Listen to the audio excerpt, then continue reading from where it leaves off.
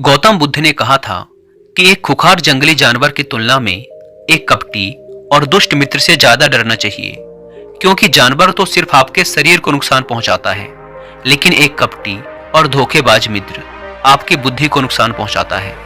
एक बुरा मित्र ही आपको ऐसी दशा में ला सकता है जहां आपको लगने लगे कि ये दुनिया बहुत बुरी है, अब यहां जीकर भी क्या फायदा है। और ऐसा तब होता है जब आपके साथ विश्वासघात होता है, आपको धोखा दिया जाता है, और धोखा भी उसी व्यक्ति को मिलता है जिसने दूसरे पर अंधा विश्वास किया हो।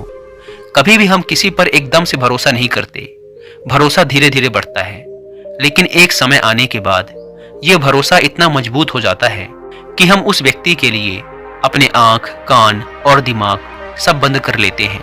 और फिर ऐसी स्थिति में ही हमारा सबसे विश्वास पात्र व्यक्ति हमें इतना बड़ा धोखा दे देता है कि हमारा दुनिया पर से भरोसा उठ जाता है और हम हर किसी को शक की नजर से देखने लगते हैं।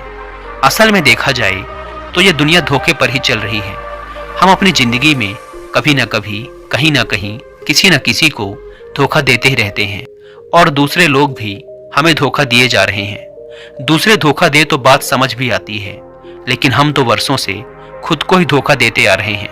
हम स्वयं को ऐसी ऐसी बातें समझा देते हैं जिससे हमें सच्चाई का सामना न करना पड़े और हम छोटी दुनिया में ही खोए रहें। धोखा या विश्वासघात दो धारी तलवार की तरह होता है। हमें लगता तो है कि हम सामने वाले को धोखा देकर उसे मूर्ख बना रहे हैं, लेकिन ये धोखे की तलवार आज जितनी गर्दन सामने वाले की काटती है, भविष्य में उतनी ही गर्दन हमारी भी कटती है। दोस्तों, आज के इस बौद्ध कहानी के माध्यम से जानेंगे कि हम खुद को धोखे या विश्वासघात से कैसे बचा सकते हैं, और वीडियो के अंत में हम ऐसी 10 निशानियों के बारे में भी जानेंगे जो एक धोखेबाज और झूठे व्यक्ति में पाई जाती हैं। एक युवा व्यक्ति बहुत ही क्रोधित अवस्था में पहाड़ी की चोटी से कूदकर आत्महत्या करने जा रहा था। जैसे ही वह पहाड़ी के शिखर पर पहुंचा, वह जोर से चिल्लाया, यह दुनिया इतनी बुरी क्यों है? यहाँ सब इतने स्वार्थी क्यों हैं? अब मेरे जीने का कोई फायदा नहीं।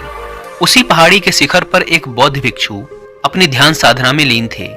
इस युवा व्यक्ति की तेज क्रोधित आवाज को सुनकर वे ध्यान से जागे।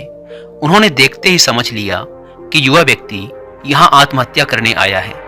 वह व्यक्ति पहाड़ी से कूदने ही वाला था कि बौद्ध भिक्षु उसका हाथ पकड़कर उसे पीछे खींचते हुए बोले, क्या हुआ? आगे का रास्ता खत्म हो गया क्या? युवा व्यक्ति ने कहा, कैसा रास्ता? यहाँ तो कोई रास्ता ही नहीं है। मैं तो यहाँ से कूदकर आत्महत्या करने वाला हूँ। बौद्ध भिक्षु ने कहा, मरना तो एक दिन सभी को है, लेकिन तुम्हें इतनी जल्दी क्यों है? युवा व्यक्ति ने कहा, क्योंकि ये दुनिया रहने लायक नहीं है। यहाँ सब स्वार्थी हैं, सब धोखेबाज हैं। मैंने जिस पर भी भरोसा किया, सभी ने मुझे धोखा दिया। मेरे सगे भाई ने मुझे धोखा दिया, मेरे मित्रों ने मुझे धोखा दिया, लेकिन आज तो हद ही हो गई। मेरी पत्नी ने भी मुझे धोखा दे दिया। वो एक अमीर व्यापारी के साथ चली गई। इतने सारे धोखे मिलने के बाद अब मेरा इस दुनिया में जीने का कोई मतलब नहीं। इस स्वार्थी दुनिया में कोई भी भरोसे के लायक नहीं, इसीलिए मैं आत्महत्या करने जा रहा हूँ। बौद्ध भिक्षु ने कहा, क्या तुम स्वार्थी नहीं हो? क्या तुम पर भरोसा किया जा सकता है? व्यक्ति ने कहा, मैंने आज तक किसी को धोखा नहीं दिया, किसी के साथ विश्वासघात नहीं किया। आप चाहो तो मेरे गांव में जाकर भी पूछ सकते हो। लोग ही अक्सर मेरा फायदा उठाते रहते हैं, लेकिन मैंने आज तक किसी के साथ बुरा नहीं किया। बौद्ध भिक्षु ने कहा, मैं तुम पर भरोसा नहीं कर सकता। तुम्हें मुझे ये सिद्ध करके दिखाना पड़ेगा कि तुम एक स्वार्थी व्यक्ति नहीं हो। व्यक्ति ने पूछा, ये सिद्ध करने के लिए मुझे क्या करना पड़ेगा? भिक्षु ने कहा, तुम्हें अगले 1 साल तक मेरे साथ मेरे आश्रम में रहना पड़ेगा। तब जाकर मैं जान पाऊंगा कि तुम एक ईमानदार व्यक्ति हो या फिर तुम भी दूसरों की ही तरह स्वार्थी और धोखेबाज हो। व्यक्ति ने कहा, ठीक है, मैं आपके साथ आपके आश्रम में 1 साल तक रहूंगा और खुद को सिद्ध करके दिखाऊंगा। बौद्ध भिक्षु उस युवा व्यक्ति को अपने साथ अपने आश्रम में ले आए और उसे अपना शिष्य बना लिया। अगले दिन सुबह होते ही बौद्ध भिक्षु ने उस नए शिष्य को अपने पास बुलाया और कहा, मुझे तुम पर भरोसा तो नहीं है, लेकिन फिर भी तुम जाओ और भिक्षा मांग कर लाओ। तब तक मैं तुम्हारे दूसरे गुरु भाइयों को शिक्षा देता हूँ। उस युवा शिष्य ने गुरु को प्रणाम किया और भिक्षा मांगने के लिए चल पड़ा। उसने आज से पहले कभी भिक्षा नहीं मांगी थी, इसीलिए उसे भिक्षा मांगने में बड़ी तकलीफ हो रही थी। उसके मुंह से भिक्षा के लिए शब्द नहीं निकल रहे थे। उसका अहंकार उसे भिक्षा मांगने से रोक रहा था, लेकिन उसके अंदर एक अहंकार और उमड़ रहा था, गुरु को गलत सिद्ध करने का अहंकार। इसलिए उसने भिक्षा मांगी और उस भिक्षा को लेकर वापस गुरु के पास पहुंचा उसके हाथ में भिक्षा देखकर गुरु ने कहा, तुम कुछ तो भरोसे के लायक हो। मुझे लगा था कि तुम भिक्षा नहीं मांग पाओगे, लेकिन तुमने मुझे गलत सिद्ध कर दिया। आओ मेरे साथ मेरी कुटिया में चलते हैं, वहां मैं तुम्हें कुछ दिखाना चाहता हूँ। गुरु उस शिष्य को अपने साथ अपनी कुटिया में ले गए। वहां कुटिया में ऊपर एक मटकी लटक रही थी। गुरु ने मटकी की ओर इशारा करते हुए कहा, उस मटकी को देख रहे हो? उसमें जहर रखा हुआ है, और जहर भी ऐसा है कि अगर किसी को दे दो तो व्यक्ति बड़े आराम से मर सकता है और किसी को पता भी नहीं चलेगा कि उसकी मौत कैसे हुई। युवा शिष्य ने कहा, लेकिन गुरुदेव, आप ऐसा मुझे क्यों बता रहे हैं? बौद्ध भिक्षु ने कहा, मैं बस तुम्हें सावधान कर रहा हूँ कि कभी इसे गलती से खा मत लेना। कुछ दिनों बाद गुरु अपने शिष्यों के साथ एक जंगल से गुजर रहे थे। तभी कुछ जंगली लुटेरों ने अचानक उन पर हमला कर दिया। सभी शिष्य अपनी अपनी जान बचाकर इधर उधर भागने लगे, लेकिन ज्यादा उम्र होने की वजह से गुरु नहीं भाग पा रहे थे।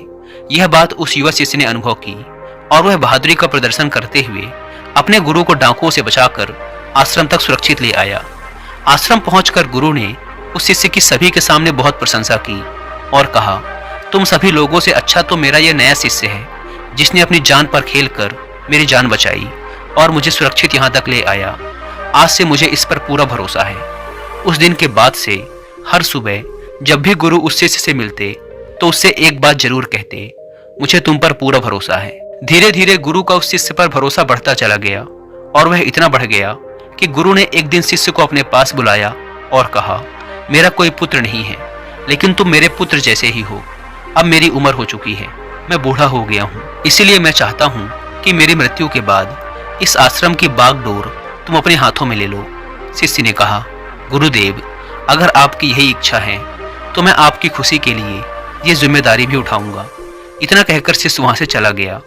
कुछ दिनों बाद गुरु बीमार पड़ गए तो उन्होंने आश्रम के सभी शिष्यों को बुलाकर यह घोषणा कर दी कि मेरे बाद इस आश्रम का संचालन ये युवा शिष्य करेगा। धीरे धीरे दिन बीतने लगे और उस युवा शिष्य के मन की बेचैनी बढ़ने लगी। वो जल्द से जल्द आश्रम को अपने कब्जे में लेना चाहता था। वो हर सुबह गुरु के पास जाकर यही देखता कि गुरु के स्वास्थ्य में कोई प्रभाव पड़ा या नहीं, लेकिन गुरु का स्वास्थ्य तो दिन प्रतिदिन अच्छा होता जा रहा था। अब तो उसके सब्र का बाण भी टूटने लगा। उसके रातों की नींद चली गई। वह हर समय यही सोचता रहता कि कैसे गुरु को रास्ते से हटाया जाए और किसी को पता भी न चले। कभी वह सोचता कि गुरु को नदी में धक्का दे देता हूँ, लेकिन अगले ही पल उसे ख्याल आया कि गुरु तो अच्छे तैराक हैं, वो तैरकर बाहर आ जाएंगे। फिर कभी सोचता कि गुरु को गला दबाकर मार देता हूँ। सब जानते हैं कि मैं गुरु का भरोसेमंद हूँ, इसलिए मुझ पर किसी को शक भी नहीं होगा। लेकिन फिर वह सोचता कि अगर थोड़ी सी भी चूक हुई तो इससे बात बिगड़ भी सकती है। मुझे कोई ऐसा तरीका ढूंढना होगा जिसमें गुरु की मौत भी हो जाए और सभी को यही लगे कि यह एक स्वाभाविक मृत्यु थी और भगवान को यही मंजूर था। एक दिन वह युवा शिष्य गुरु के पास उनकी कुटिया में बैठा हुआ था।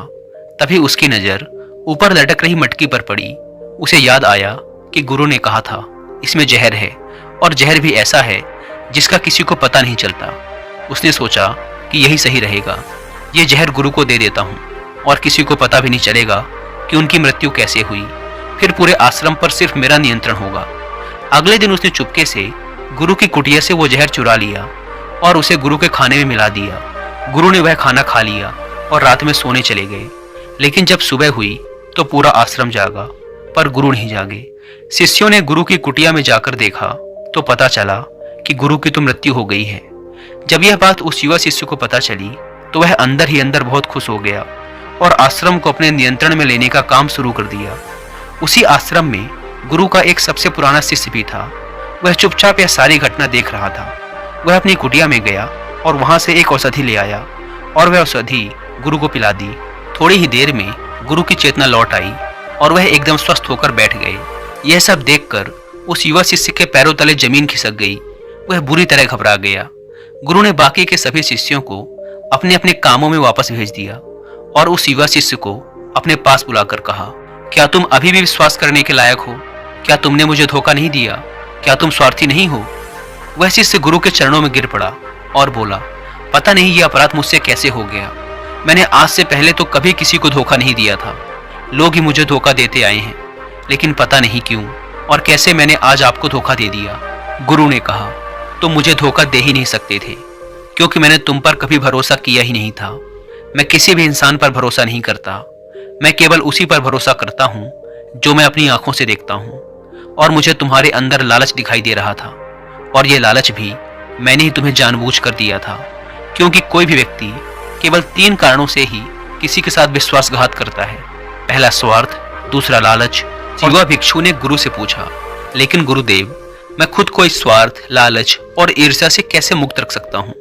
गुरु ने कहा, खुद को पढ़ो, खुद को जानो, खुद के भीतर उतरने का प्रयास करो। इंसान के भीतर बड़ी संभावना है, वह खुद को कुछ भी बना सकता है, वह कुछ भी हो सकता है। और जब तुम में कोई बदलाव आए तो खुद के भीतर झांक कर यह जानने का प्रयास करो कि तुम क्यों बदल रहे हो, कौन तुम्हें बदल रहा है, यह बदलाव अच्छा है या बुरा। खुद का आत्मनिरीक्षण करने का प्रयास करो। गुरु के ये शब्द सुनकर शिष्य ने फिर उनके पैर पकड़ लिए और कहा, गुरुदेव, मैं आपका ही शिष्य बनकर रहना चाहता हूँ और ये ज्ञान प्राप्त करना चाहता हूँ कि मैं कौन हूँ, क्या हूँ और क्यों मैं बदल जाता हूँ। गुरु ने कहा, हमारे आसपास ऐसे बहुत से लोग हैं और ऐसे बहुत से लोग हुए हैं जो इस बात की मिसाल हैं कि उन्होंने अपने स्वार्थ, लालच और ईर्ष्या के बस में आकर कभी भी किसी को धोखा नहीं दिया, किसी के भी साथ विश्वासघात नहीं किया। धोखा इंसान तभी देता है जब उसे लगता है कि जो वो कर रहा है उसे कोई देख नहीं रहा और भविष्य में भी किसी को उसका पता नहीं चलेगा और जो वो कर रहा है वही सही है। हालांकि पकड़े जाने के बाद खुद को बचाने के लिए वो तर्क और दे देता है कि मैं तो कुछ कर ही नहीं सकता था, मेरे पास यही आखिरी रास्ता बचा था, मैं मजबूर था। लेकिन हर धोखे के पीछे की सच्चाई यही है कि व्यक्ति उसे जानबूझकर अपने फायदे के लिए करता है।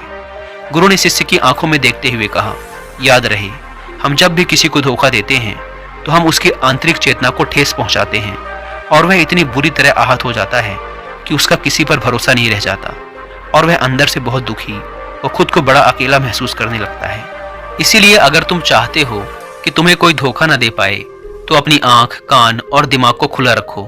लोगों पर भरोसा तो करो, लेकिन इतना भी भरोसा मत करो कि वो तुम्हारा फायदा उठाने लग जाएं। हमेशा अपने सबसे महत्वपूर्ण कामों का नियंत्रण अपने हाथ में रखो और कभी भी अपने जीवन की बागडोर किसी दूसरे के हाथों में मत दो। और बीच बीच में खुद की भी जांच पड़ताल करते रहो कि जिस धोखे से तुम बचना चाहते हो कहीं वैसा ही धोखा तुम तो किसी दूसरे के साथ नहीं कर रहे हो। और अगर फिर भी तुम्हें कोई धोखा दे तो निराश मत होना, क्योंकि हर एक धोखा इंसान को कुछ न कुछ सिखा कर ही जाता है। धोखा खाने के बाद इंसान पहले से भी कहीं ज्यादा सतर्क और समझदार हो जाता है। इसीलिए सिर्फ एक धोखे की वजह से खुद की जिंदगी को बर्बाद मत करो और इसे एक सीख समझकर आगे बढ़ जाओ। गुरु ने कहा, ये 10 निशानियां हैं एक धोखेबाज इंसान की, एक चालाक इंसान की, जो तुम्हें धोखा दे सकता है, तुम्हारे मन की शांति तक छीन सकता है और तुम्हें निराशा के गहरे सागर में डुबोकर तुम्हारी जिंदगी तक खत्म कर सकता है। पहली निशानी, जो इंसान धोखेबाज होगा, झूठा होगा, वो तुमसे सब कुछ छुपाएगा। तुम्हें उसके बारे में दूसरे लोगों से पता चलेगा और जब तुम पूछोगे तो बोलेगा कि बताना ही भूल गया। उसके साथ बहुत लंबा वक्त बिताने के बाद भी तुम्हें उसके बारे में कुछ खास पता नहीं होगा कि वो तुम्हारे बारे में सोचता क्या है, उसके जीवन में क्या चल रहा है। तुम हमेशा उसके बारे में दुविधा में ही रहोगे, क्योंकि वो तुमसे हर एक बात छुपाएगा, क्योंकि वो एक सच्चा इंसान है ही नहीं। एक सच्चे इंसान को कोई परेशानी नहीं होती अपने बारे में बताने में। वो लगभग हर एक बात तुम्हारे साथ साझा कर लेता है। लेकिन जो धोखेबाज होगा वो बड़ी सावधानी से चलता है। तो ये बात हमें गौर करनी चाहिए कि जिस इंसान के साथ हम रिश्ते में हैं, जिसे हम अपनी जिंदगी सौंपने वाले हैं, जिसके साथ हम प्रेम का, विश्वास का सौदा करने वाले हैं, क्या वो अपनी पूरी जिंदगी हमारे साथ एक खुली किताब की तरह साझा करता है या नहीं, या वो हमसे चीजें छुपाता है।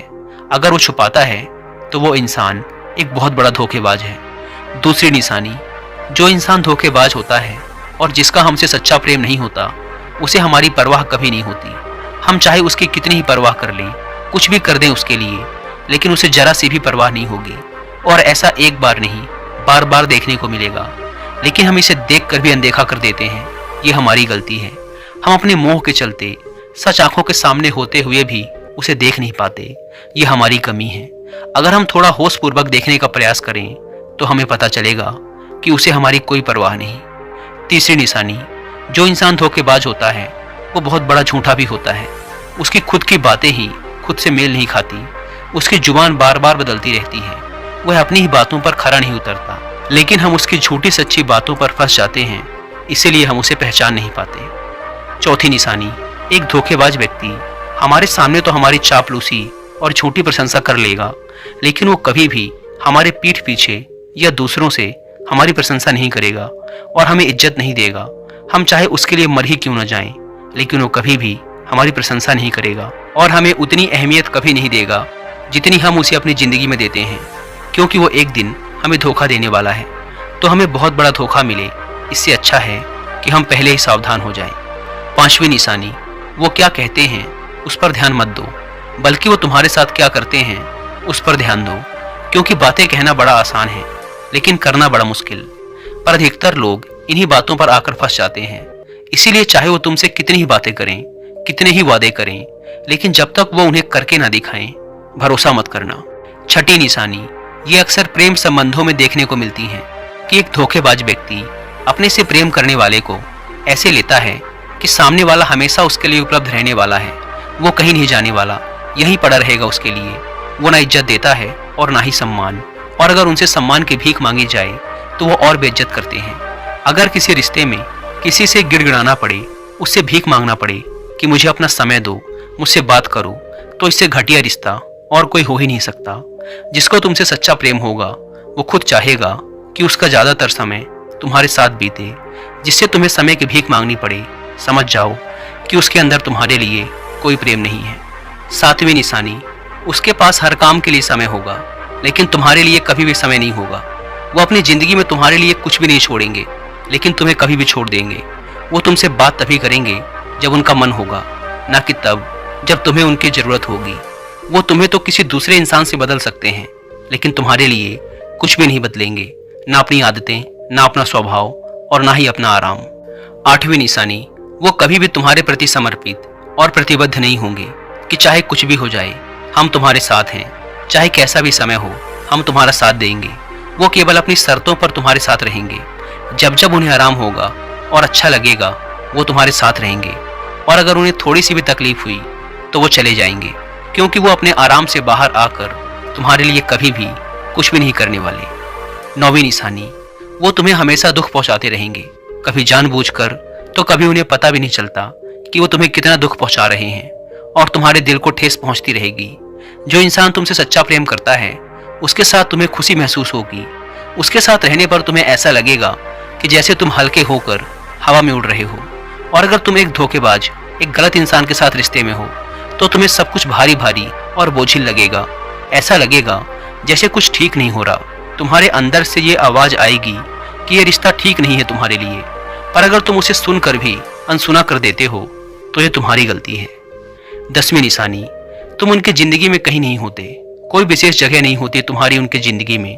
वो जब चाहें बड़ी आसानी से तुम्हें अपनी ज़िंदगी से निकाल बाहर कर सकते हैं, और उन्हें कोई फर्क भी नहीं पड़ेगा।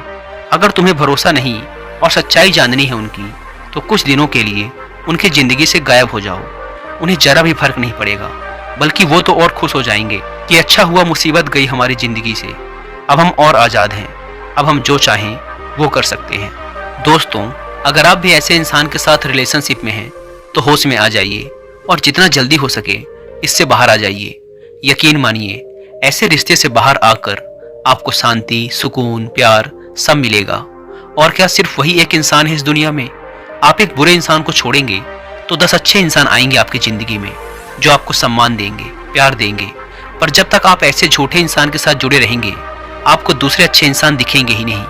लेकिन जैसे ही आप ऐसे धोखेबाज इंसान को छोड़ेंगे आपकी ज़िंदगी में अच्छे इंसान आने शुरू हो जाएंगे। एक बात और, आजकल जिन लोगों के साथ रिलेशनशिप में, प्यार में धोखा होता है वो कहते हैं कि प्यार व्यार कुछ नहीं होता, सब कुछ धोखा होता है, आजकल सब कुछ झूठ है। लेकिन ये पूरी तरह सही नहीं है। वो इंसान जिसने आपको धोखा दिया वो प्यार का मतलब नहीं जानता था। पर आज भी दुनिया में ऐसे बहुत से लोग हैं जो प्यार करना भी जानते हैं और उसे निभाना भी जानते हैं। जिन जिन लोगों के साथ धोखा हुआ वो तो अपनी तरफ से सच्चा प्यार कर ही रहे थे ना। प्रेम तो ईश्वर का वरदान है और प्रेम पर ही ये दुनिया टिकी है। अगर एक गलत इंसान आपके प्रेम को नहीं समझ पाया तो इसका मतलब ये नहीं कि इस दुनिया में प्रेम ही नहीं है। ये दुनिया प्रेम से ही चलती है। ये हंसती नाचती दुनिया प्रेम करने वालों के बदौलत ही है। और अंत में एक बात और दोस्तों, अगर आपको अपने परिवार वालों से धोखा मिले या फिर आपको कोई गलतफहमी हो गई हो तो कोशिश यही करिएगा कि आप लोग एक दूसरे की बातों को समझें, एक दूसरे को जानें और एक दूसरे को माफ़ करें। क्योंकि दोस्तों, आपको बहुत सारे लोग मिल जाएंगे, लेकिन आपके परिवार जैसे लोग आपको पूरी दुनिया में कहीं और नहीं मिलेंगे। हाँ, उनकी बात अलग है जो आपके परिवार से थोड़े बाहर के लोग हैं, जैसे आपका मित्र, कोई दूर का सगा संबंधी या फिर कोई पड़ोसी। लेकिन परिवार के लोगों को माफ़ करने में ही समझदारी है। दोस्तों, मुझे उम्मीद है कि आपको। धन्यवाद।